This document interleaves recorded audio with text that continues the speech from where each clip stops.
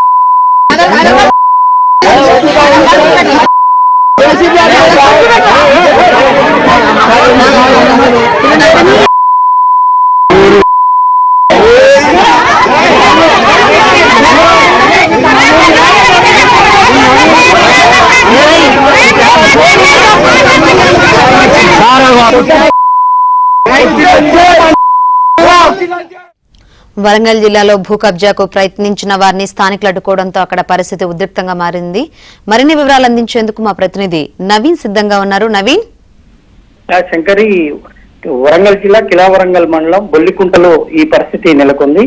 బొల్లికుంటకు సంబంధించినటువంటి సోల్తి రాజాగౌడ్ రామస్వామి అనేటువంటి అన్నదమ్ములకు ఇక్కడ 8 ఎకరాల భూమి ఉంది. అయితే ఈ భూమి వివాదం కొంతకాలంగా దొంతి ఇంద్రసేనారెడ్డి అనే వ్యక్తి ఇద్దరు అన్నదమ్ముల మధ్య వివాదం నడుస్తుంది. గత కొన్నేళ్లుగా ఈ వివాదం కోర్టుకు కూడా చేరింది. అయితే ఈ నేపథ్యంలో వీళ్ళు ఎన్నో రోజులుగా వీళ్ళు ఇక్కడైనే ఎక్కడైతే భూమి ఉందో ఆ భూమిలో వ్యవసాయం చేసుకుంటూ రాజాగౌడ్ రామస్వామి ఇద్దరు ఉన్నారు. అక్కడే ఒక ఫామ్ హౌస్ మాదిరి ఒక షెడ్ నిర్మించుకొని వ్యవసాయం చేస్తా ఉన్నారు. అయితే అప్పుడప్పుడు ఇంద్రసేనారెడ్డి ఈ భూమి తమ పూర్వీకులకు సంబంధించిందని కొన్ని పత్రాలు తెచ్చి స్థానికంగా గొడవ చేసేవారని వాళ్ళు బాధితులు చెప్తా ఉన్నారు.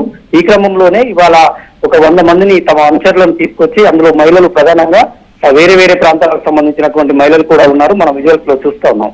ఆ మహిళలను తమ అల్లుడు తమ భార్యతో సహా ఇంద్రసేనారెడ్డి అక్కడికి వచ్చి దౌర్జన్యంగా అక్కడ నిర్మించినటువంటి షెడ్ ను కూల్చివేసి ఆ షెడ్ కు అమర్చినటువంటి సీసీ కెమెరాలను ధ్వంసం చేసి హార్డ్ డిస్క్ లను కూడా మాయం చేశారు. ఈ లోపు బాధితులు పోలీసులకు సమాచారం అందించి ఆ గ్రామస్తులంతా కూడా ఒక్కసారిగా ఘటనా స్థలానికి చేరుకుని ఆ 100 మంది బాధితులను నివారించడంతో వారిపైన తిరగబడడంతో వాళ్ళంతా కాసేపు ఉద్రిక్త వాతావరణం నెలకొంది. వాళ్ళకు మధ్యన మాటల యుద్ధం నడిచింది. పిడిగుద్దులు కూడా గుద్దుకున్నటువంటి పరిస్థితి. ఈ నేపథ్యంలో పోలీసులు వచ్చి ఇరు వర్గాలను కూడా పోలీస్ స్టేషన్ కు తరలించారు. ఇరు వర్గాలకు సంబంధించినటువంటి వాదనలు పోలీసులు విన్న తర్వాత ఎవరిపైన పూర్తి స్థాయిలో అక్కడ ఉన్నటువంటి సీసీ విజువల్స్ అవన్నీ పూర్తి స్థాయిలో దర్యాప్తు చేసిన తర్వాత కేసులు నమోదు చేస్తామని పోలీసులు చెప్తా ఉన్నారు. Right, thank you Naveen.